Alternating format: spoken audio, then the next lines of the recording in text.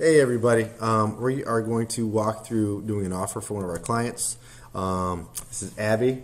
Abby and I just finished up with one of our clients. We're all over in Sterling Heights, St. Clair Shores, Berkeley, Troy. It was quite a day, rainy day, but without further ado, we saw 10 properties, 4 of which they want to write offers on. And right now we're going to write one of those offers, probably 2, but I'll only record one. So as you can see, here is Malberg, however you want to say it. We just kind of did a quick comp analysis, really light stuff, nothing crazy here, just to show you what we did. Of course, we go with the geolocation first, within a quarter mile. It's a dense enough area where we can see what's going on. It's not like a rural area where you have to go out like a mile or 5 miles. We have active, pending within the last year. This doesn't really matter because anything pending is probably less than 180 days anyway. Just change your sold to 180 days. It should be good. Property type, residential, of course, for sale. This property, this was the tri-level, Tri-level, right? yep. Okay, this was the tri-level. So you definitely want to keep in mind that the build type, if you want to compare colonial to colonial when you can. But 11 matches is where we're at. Locationally, things across major streets or boundaries you want to stay away from. This is obviously canal's a little bit bigger if we're over here, but it's not too far either. So we got a 175, we got a 160. There's a 180 right next to it on the same street. That kind of gives us a really good idea of value. We got a 187. This is pending for 180. That doesn't mean it's getting 180. Pending doesn't mean it's getting 180. It's just pending at the last listing price. Okay, 155, 183, 174, 200, basically 212. So we have kind of a pretty good dense range. Sterling Heights is maintaining its value pretty well. Going back to this, we saw this Malberg is right next to it. Let's see if it's also a tri-level. I can tell that's a tri-level. In fact, it's almost identical with that side entry garage. It's not as updated, I wouldn't say, but it's nice. So 180, I think, we already talked to our clients about what they're willing to offer. Here's another tri-level. This one they originally listed at 210. They ended up going into 189. That's when they finally got their selling price of 183. Let's see. This is another tri-level, so we can see that these are pretty normal. 1,400 square feet. That's about what ours is. It's also a 3.2. They ended up at 187. Tri-level. This is ours right here. It's really, really. Curb appeal is fantastic, I think, on this one. It just blows out the other ones, which is why our client is willing to offer more than the norm right now. In fact, the more I look at the comps, the more I feel a lot more comfortable. We're actually probably coming in at 205 on this one. Because of the sold comps, I actually would rather be in that 190 to 200 range, but because it's been such a rough market for them, they've been out a few times and haven't gotten a chance sometimes. Things are just going so fast. We're going to go in pretty aggressive. You can see they're offering 2.5%, which isn't ideal, but hey, if your client loves it, you got to do it, right? So we'll try and get this one done for them. And I think we'll go to those last 2 options. So this sold for 200. Let's see what this one went at.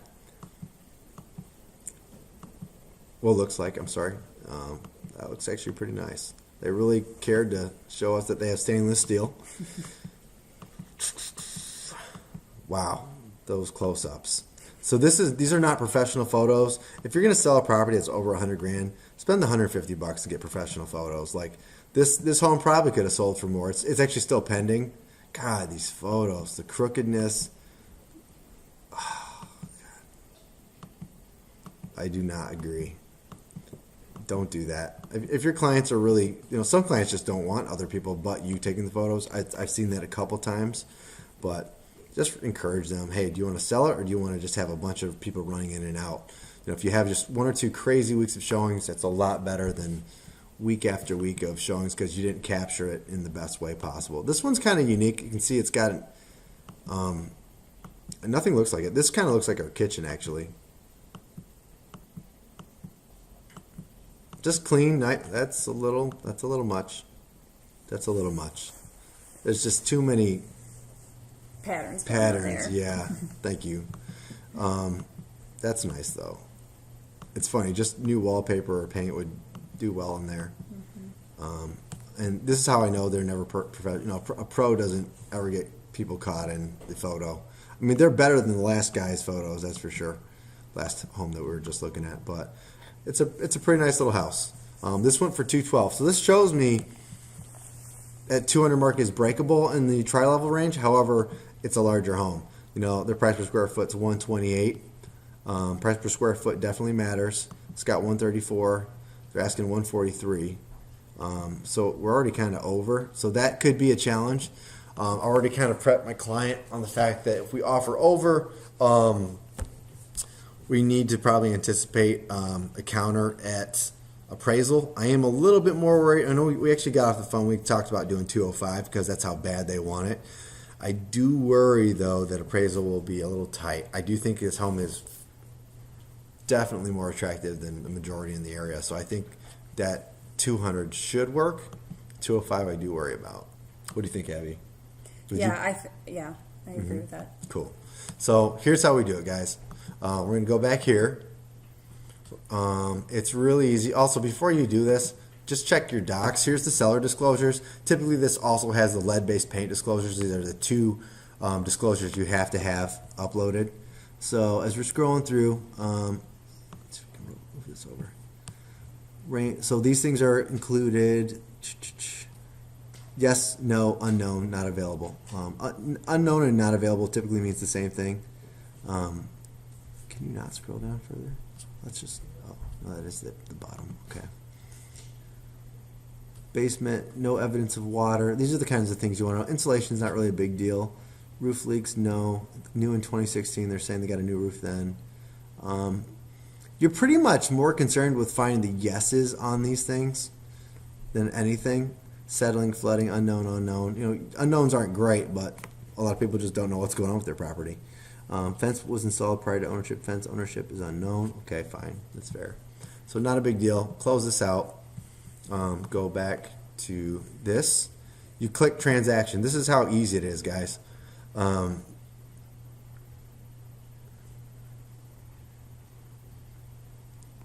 The wizard pops up. You pick a template. If you know you're going in this, it's not a hot property. I know this property already has, I think this one had, actually, I don't think this one had, we didn't hear back yet, but most of the properties they like already have offers in on it. So I usually go with quick offer, and then add me as the selling agent, okay? If you're not listing, you're selling, okay? I know the word sounds kind of funny. You're the buyer agent, right? Technically, it's selling agent in this world. You can do create.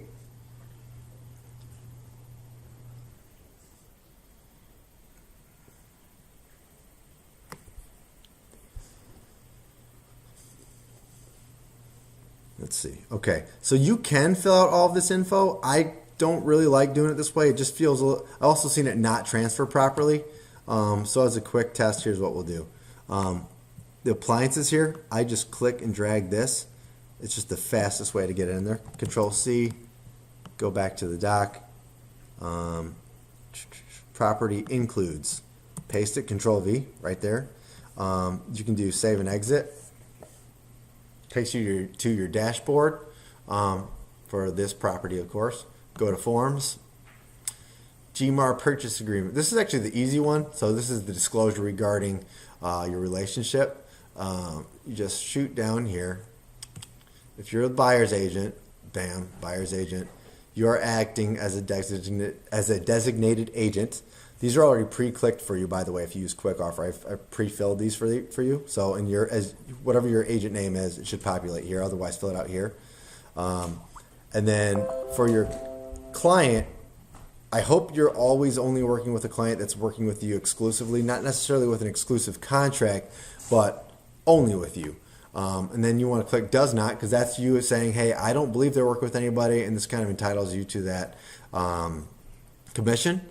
To a degree, but then buyer. This is kind of there saying I'm working with you right now, and then click that for buyer if it's not already clicked. In this case, I didn't change anything, so I'm just going to hit back. The only thing you're going to do with that is get that signed, because there's really not a lot to fill out there. All right, so market elite. So here we have everything. Because clients don't always sign and date things in a timely manner, I don't always put that here. I usually wait for the signing, authentic sign thing. I'll show you how to do that so it triggers once they actually sign. That way it's the most current it will be. But the good thing about using Real Comp is a lot of this autofill. See, it's got all my basic info. All this looks correct. I should be switching this to here. Got to change that in my settings. I do encourage you to have a WS Realtor account as well. That way you're protected. There is a monthly fee, but it's not a big deal. We can talk about that later. If you don't have something with WS Realty, at least pay for one. Get your own little website, because at least to the government, not the government, to all regulation purposes, if you ever had a fraudulent attempt, as long as they show that you were paying for a protected email source, that goes over a lot better in court. Hopefully you never have that issue though. So kind of scrolling down, property description, this again, autofills. You just want to double check that there's no weird other autofills. Sometimes if you click in here and you start plugging in information for your name, it might, if you've been entering your data on your computer in other ways, it might populate other personal data, like your personal cell phone might go in the wrong thing, or your personal home address. That actually happened to me recently, so careful with that. But we just put in on the other screen in the what is that called? The wizard. This information, and it sure enough did pull over, so that's great. So here we're going to actually we're going to go ahead and do what our client told us to do, 205, because they really want it. We did start to prepare them for the fact that it might can't come in under value for the appraisal, but we'll get to that when we do. Because they are doing a mortgage, I do have their information. I can't show that to you, I think, on the screen. Maybe I'll pull it up just for the information, but I'll cut it. There is a conventional mortgage. Okay, boom. And here, if you don't always know the splits and percentages, you don't have to be spot on, but a lot of agents get a little funny with it if you don't fill out all this info. So real quick, I think I will pull it up. Give me 1 second. I have to cut this.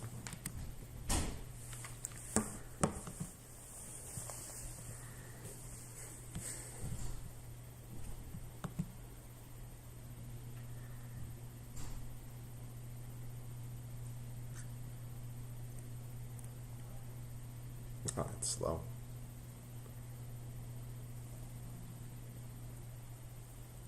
Okay, that's weird.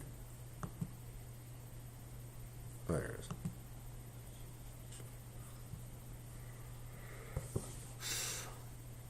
So in this situation, they have an approval for up to 210. It's a conventional. Doesn't actually have the split of their down payment on here, from what I can tell. Which is another reason why it's kind of funny. Like, you don't always want to put this in there. It's not always available to you.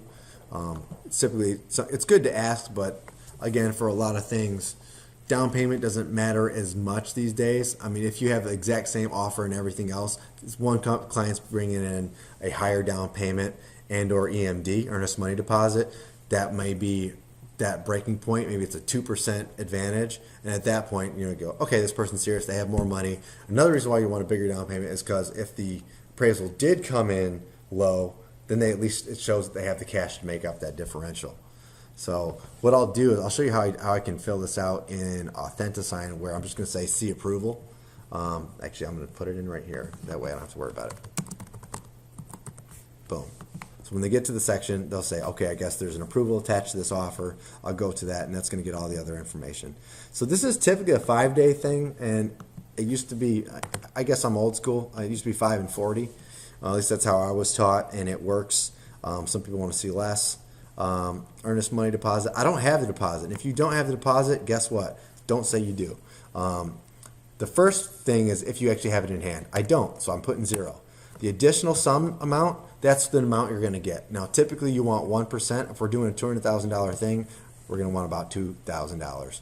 The higher that is, if your clients are comfortable with it, do that. Definitely helps. But this is always going to be 2 days.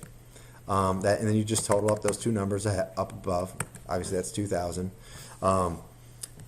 Do not sign this. Do not hold this unless you actually have the money. In this case, we don't, so we're not going to be signing this until we have it.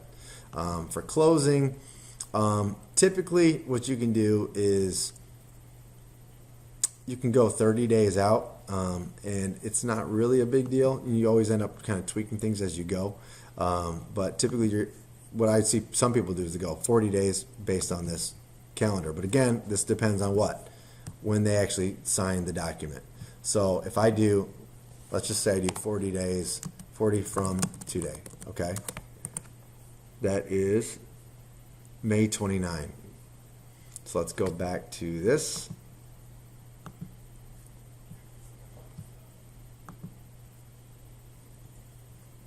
That's not right. No, it is right. I'm sorry. May 29. So that is, make sure that day, so that's a Wednesday. So that's a possibility. Closing doesn't mean you're closing on the 29th. It means you're closing by the 29th. And of course, you still can do addendums to change those types of things. But right now, at least the 40 days is now in line with up here, okay? Possession. That home is currently occupied, but for simplicity, you're going to pick at closing. You're hoping that they'll move out. And then for this, I don't think you can put it in here, but typically you'll put pity over 30. Pity is the mortgage payment that they're going to be taking on over 30 days, okay? So basically you're saying, okay, if you need to stay a little bit longer, that's fine, but we want you paying the mortgage, effectively rent. So you're not out of pocket as the buyer waiting on the seller to move out. Don't really need to do this unless it's a post-close occupancy thing. I guess I'll just hit on that while we're here. If they were going to move out after, let's say it was 2 weeks, you click this one, you say maybe 14 days after closing, and then the pity payment or whatever, however much your client and you agree on. And if they surrender the keys, this is that section. Do you want them to go directly to the buyer, the listing broker, which was the listing agent, or the buyer broker, the selling broker, which would be, in this case, me. Typically, they're fine with anything. They just want the keys. So buyer is fine, but usually they want to sign off on something. So it's all good. As long as you guys all agree, you're fine. Sewer and water charges, you definitely want this either at possession or closing. Typically, it's always going to be closing. You can always change these things. You don't know all the parameters of how a deal will actually end up until it's done, of course, right? Sorry, let me expand that. Kind of going through these. Title evidence and survey, title objections. This is all just saying everybody pay their portion. Everybody make sure that you're getting a warranty deed. Utilities should be handled by the seller until it's handed over. If you have two buyers, or any amount of buyers, whoever's actually buying the property should be initialing here and here, all parties. With disclosure, it simply means you got the disclosures for the seller disclosures, you're initialing it. If the property was built on or before 78, this has to be filled out. The lead-based paint disclosure has to be filled out. If it was built in 2000, there's really nothing to do. It's not a requirement because nothing was built or painted with lead after that period for the most part. But I'd say more often you're initialing this one and this one. Buyer acknowledges that prior to signing, you've received and reviewed the copy of the lead-based paint seller disclosure, and down here, you waive the opportunity to conduct a risk assessment. Again, your client has to consent to these things. You don't want to force that in any way, but you typically don't have to. If you just have a conversation, it's simple. Fees, this is our transaction fee. That's already built in there. If it changes, you can change it, but just know that that differential can come out of your end of the deal. Time limit. I used to put this in. I don't really do it anymore. Some say it helps with kind of emphasizing the listing side to get the deal back to you. I have not really seen that ever happen. If you have a deal that they want to work with, they're going to talk to you really quickly. If they don't care, they don't care. It's not the number they're going to get. They might not even respond to you, which is rude, but it kind of lets you know if somebody's not responding, it's because you don't have what they want. If you do, they respond. I promise you that. If you have additional documents, like if you're doing an FHA deal, you got to click this one. If there's a swimming pool, you want to get all these other addendums, financing addendums. If there's some other contingencies here. A lot of this, well and septic, you see that a lot in the Macomb area. Vacant land, if you're buying land, any other kind of contingencies. But typically, I rarely see this filled out properly. And really, if you submit it with an FHA addendum, it's implied that it has to deal with it. Flood insurance, this is a bigger factor in the wetlands. Typically, I do a lot in Oakland County, I don't really have this issue. but you have to be aware. Again, well and septic. Always do a well and septic addendum and inspection if you have one. In this case, typically you're going to do 7 days. Otherwise, you're doing 5 if you want to just show that you guys are willing to kind of crush it, move fast, and kind of show that to the seller that you guys are serious about getting an answer back to them, because they don't want to see long days on market, right? But in this case, I'd usually do 5, but my clients can only do things on the weekend, so I'm going to go ahead and extend that out to 7 because that's probably the best for them. Here, if you're doing the inspection, you do initial this. Municipal inspections, that usually has to do with the city. Sometimes they require repairs. You sometimes will put money in here. In this case, we're dealing with some properties that are all pretty well done up. I wouldn't say that's really a necessity here. Again, we're kind of approaching this as a quick offer format. So kind of moving forward. I know there's a lot to read in here, so don't overwhelm yourselves. Here is where you could put other terms and conditions. We talked about doing an escalation clause, but we made a decision that we're going to go in there and go with our highest and best just to really guarantee we get it, because they're so not desperate but anxious to get a deal going. They're in a very high demand area right now, and we're coming in strong with an offer. So I don't really think we need an escalation clause in here. Due to the appraisal issue, I'm thinking about writing something saying like this: seller is willing to meet the appraised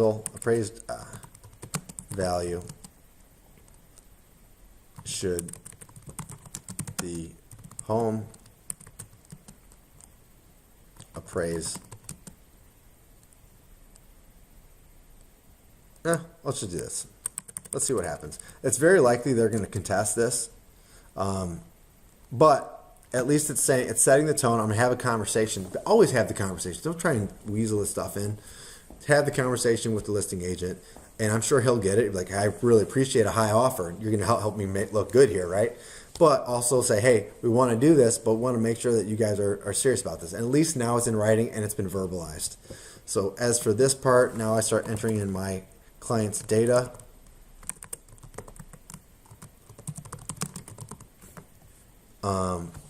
Now here's something interesting. Witness. This is typically where if you were in person, you put your name and sign this. Guess what? Do not do that. If you not visually witness Sarah and Robert sign this, you are not a witness. You are presumptively thinking that they did it because you sent it to their individual emails. But sadly, there's so much fraud going on, you never assume that you've seen it unless you've seen it with your own eyes. So in this case, the only thing left to do is save. Cool. You go back, and then you highlight both of these things with that little button right there. Go here. You do Authentisign. And we're about done. Isn't that great? Participants. So this is cool. This is something you'll like. So I'm obviously going to put myself on here. I'm a reviewer because I do have to sign the disclosure either way. So I'm going to put that on there. If I didn't have to sign anything, I'd probably do CC. This is the listing agent. So the cool thing is, the second you're done with this nowadays, you can have that CC'd and sent to him. That's really cool. It makes it a little bit easier on you guys.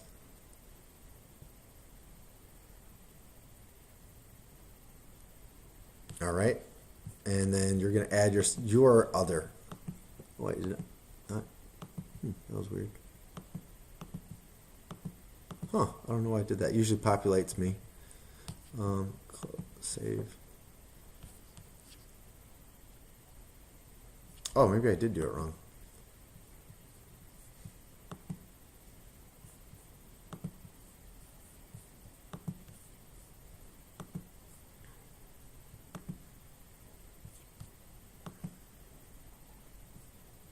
There we go. This should do it. Yeah, there we go. Other. Perfect. Save it. Oh, it's kind of just off the screen here. I'll extend it. Cool. All right, now we're going to go to add. We're going to do some add new participants. I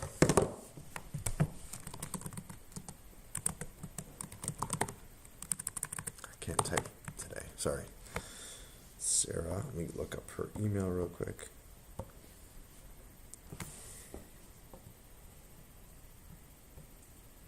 How you doing, Abby? Good. Good. Good.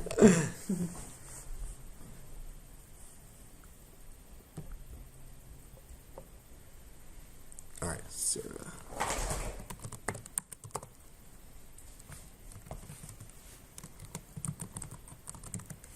Correct, that's correct. Save to contacts, boom, okay? You're gonna add another now.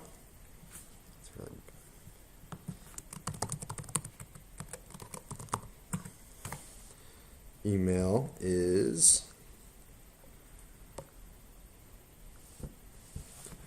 oh, this is funny.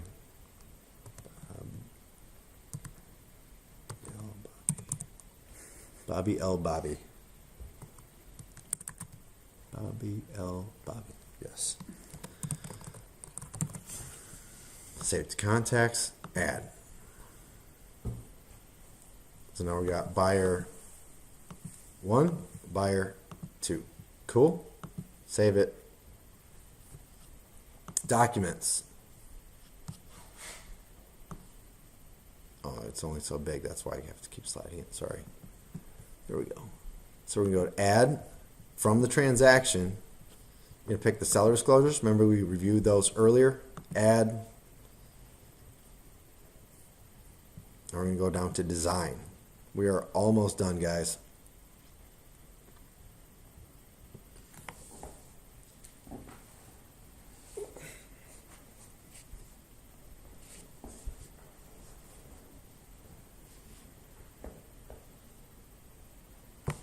Okay, let me slide this over so you can see it again. So you can see over here, you have some settings that you can use to actually pick the signers and the type of item you're doing. And then over here, obviously, on the left, you have some of your info that you actually have put in on the contract. So because I have to slide this around a little bit, bear with me. We're going to do a little presumption in what's not being captured on the screen.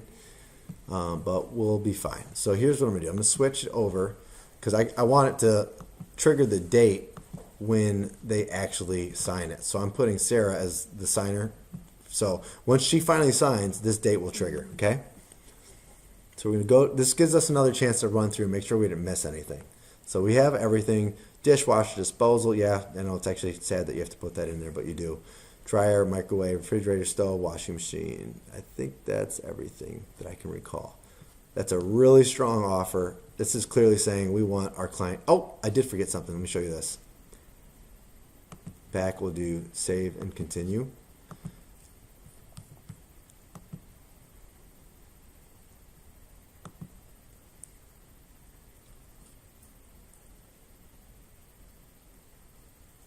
Okay, so now that we have it saved, we know it's under letter.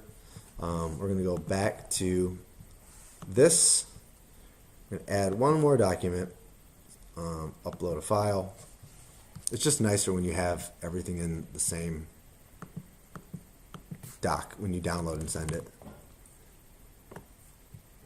So it's 420. Obviously that just happened today, so no, that's the right one. Just happened a second ago.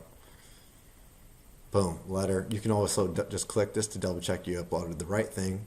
God forbid you send the wrong person's information. Let's see. Go back to design.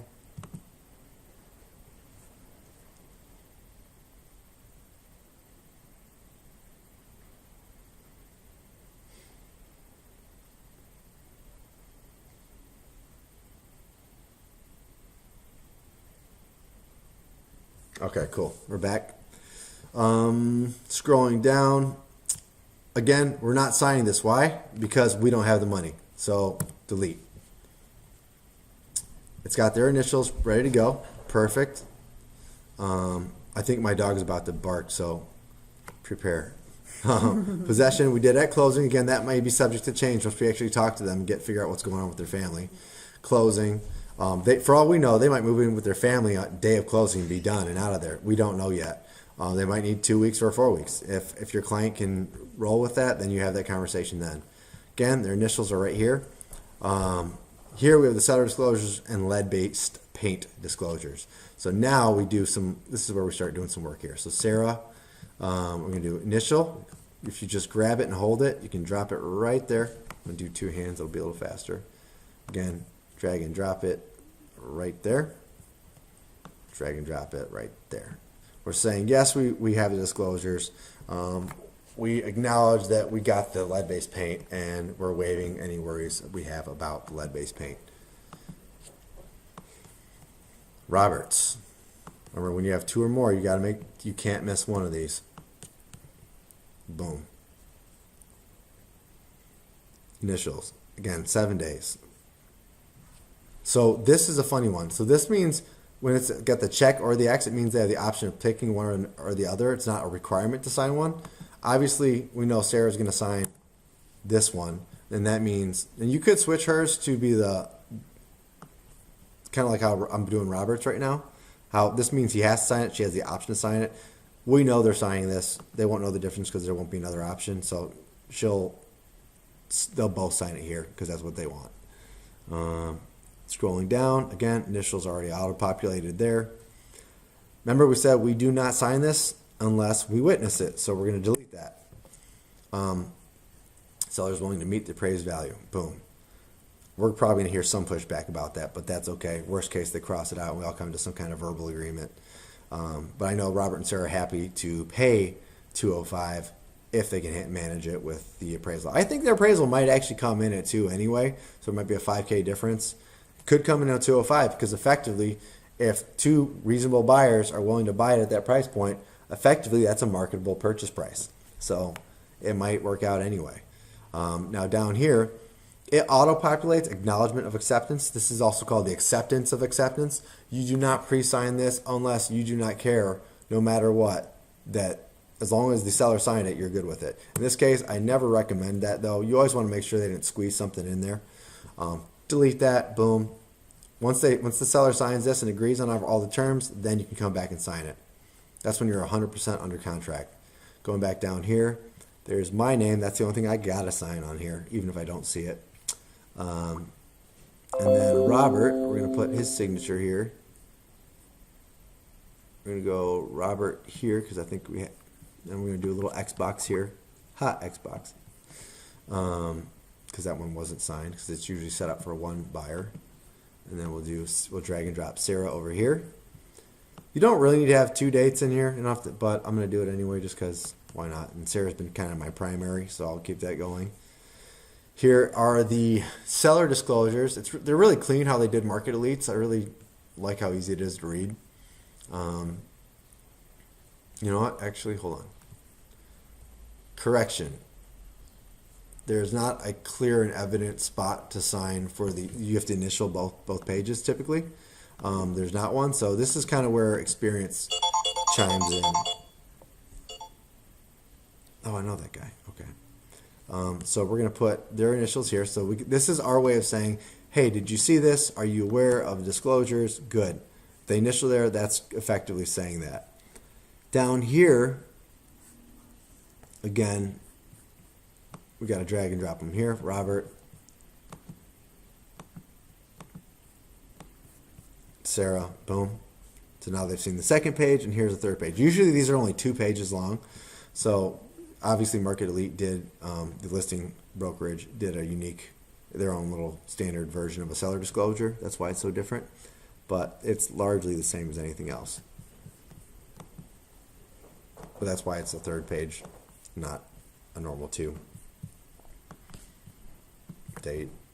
See a lot of drag and drop. So they've done their signings already, which is very normal. That's why it's uploaded. So this part's kind of funny. Like on the lead-based paint disclosures, you have to, even though it's kind of a lesser appreciated document these days, you still have all these little initials you got to put in there. And we're going to waive our opportunity to conduct an assessment because most sellers just don't care about this. And it's just not really a big factor like it used to be. Oh, what did I just do? Oops, hold on.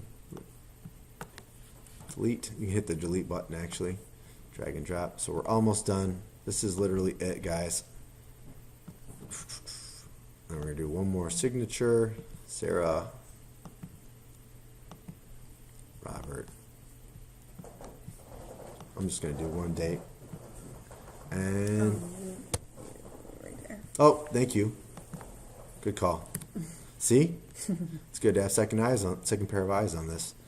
There's your actual approval letter. We said see approval, so that's why we're going to get away with not having to fill out that section. Again, if somebody sent me something without this section filled out, it doesn't really mean a lot. I just want to see the approval. That's really all I care about as a listing agent. But I'm working as a buyer agent, so right now I'm pretty happy with how this looks. So now I'm gonna hit next. You can customize the email invitation. You don't have to. I usually just send it. But I can say Malberg offer urgent. Boom. And it's got the names of who it's going to. You can customize it for each person, which is kind of cool. I just drag and drop. But boom, save, send invitation. Guess what? We just did an offer. It was a long 30-some minutes. I think we did a little bit of appraisal stuff in the beginning. But right now, all we have to do is make sure we get it back, that the seller likes it, it's signed. Then we got to get the inspection. Once it's signed, then we can start ordering the inspection, get our inspector involved and whatnot, get that done within 7 days. But we have to get the EMD for this to be an actual real contract. Without, EMD is considered, it's actually called consideration of a deal. So if you don't have an EMD, effectively, it's not a real deal. So that's it. Thanks for watching and paying attention. I'm sure you guys are groggy. Go get some water. But that's it. Give me a call if you need anything.